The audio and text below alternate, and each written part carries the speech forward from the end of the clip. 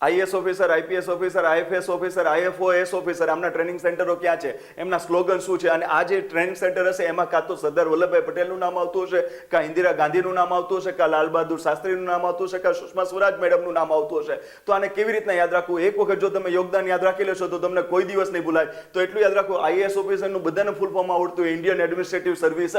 તો આઈએસ ઓફિસરનું જે training centre છે ઉત્તરાખંડના મસૂરી ખાતે આવેલું છે, અને એનું સ્લોગન છે યોગ કર્મશુ કૌશલમ. હવે આમના નામમાં લબાસના શું કામ આવે છે? તો એટલું યાદ રાખો કે લાલ બહાદુર શાસ્ત્રી માટે શું કહેવાતું હતું? વામન અવતાર હતા, પણ એનો વહીવટ, એનું એડમિનિસ્ટ્રેશન જોરદાર હતું પ્રાઇમ મિનિસ્ટર તરીકે. તો એમના નામમાં લાલ બહાદુર શાસ્ત્રી આવવું જોઈએ. અને NAA એટલે કે નેશનલ એકેડમી, શેના માટે? એડમિનિસ્ટ્રેશન માટે. એવી જ રીતના આઈપીએસ, તો આપણે બધાને ખબર છે ઇન્ડિયન પોલીસ સર્વિસ થાય, અને ભારતના સૌપ્રથમ ગૃહમંત્રી કોણ હતા? તો સરદાર વલ્લભભાઈ પટેલ. તો એના ટ્રેનિંગ સેન્ટરમાં સરદાર વલ્લભભાઈ પટેલનું નામ આવવું જોઈએ. સરદાર વલ્લભભાઈ પટેલ, NPA એટલે શું? National police academy. અને ક્યાં આવેલી હોય? તો એટલું યાદ રાખજો, સરદાર વલ્લભભાઈ પટેલે કોને સીધા કરી દીધા હતા? હૈદરાબાદના નિઝામને. તો ક્યાં રાખવાની છે? તો આ એકેડમી હશે હૈદરાબાદ ખાતે. અને એનું સૂત્ર શું છે? તો એટલું યાદ રાખજો, સત્ય સેવા સંરક્ષણમ. Okay, done. ચાલો, હવે તમને એમ પૂછે કે ઇન્ડિયન ફોરેસ્ટ સર્વિસ માટે શું, IFOS માટે શું? તો એટલું યાદ રાખજો કે જો તમે ભણેલા હશો તો તમને યાદ હશે કે પેલા જે જંગલ હતું એ રાજ્ય યાદીનો વિષય હતો,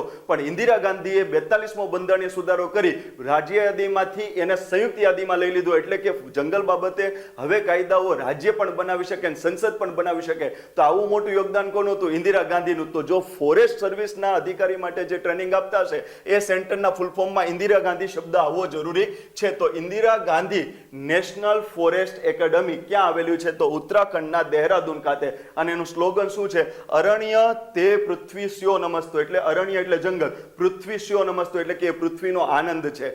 એવી જ રીતના તમને એમ પૂછે IFS ઇન્ડિયન ફોરેન સર્વિસ, તો એટલું યાદ રાખજો, ઇન્ડિયન ફોરેન સર્વિસ આવે તો ફોરેન સર્વિસ એટલે વિદેશ મંત્રાલય. સૌથી સારામાં સારા વિદેશ મંત્રી કોણ થઈ ગયા? સુષ્મા સ્વરાજ. તો એમના નામમાં સુષ્મા સ્વરાજ શબ્દ આવવો જોઈએ. તો એનું ફૂલ ફોર્મ શું થશે? તો ઇન્ડિયન ફોરેન સર્વિસ IFS આવવું જોઈએ. એની આગળ શબ્દ લાગી જશે SS, એટલે Sushma Swaraj Indian foreign service. અને બધાને ખબર છે ફોરેન સર્વિસ એટલે વિદેશનું મંત્રાલય ક્યાંથી હોય? તો દિલ્હીથી. તો આ સેન્ટર ક્યાં આવેલું છે? નવી દિલ્હી ખાતે. અને એનું સ્લોગન શું છે? Diplomacy with integrity serving India. GK short.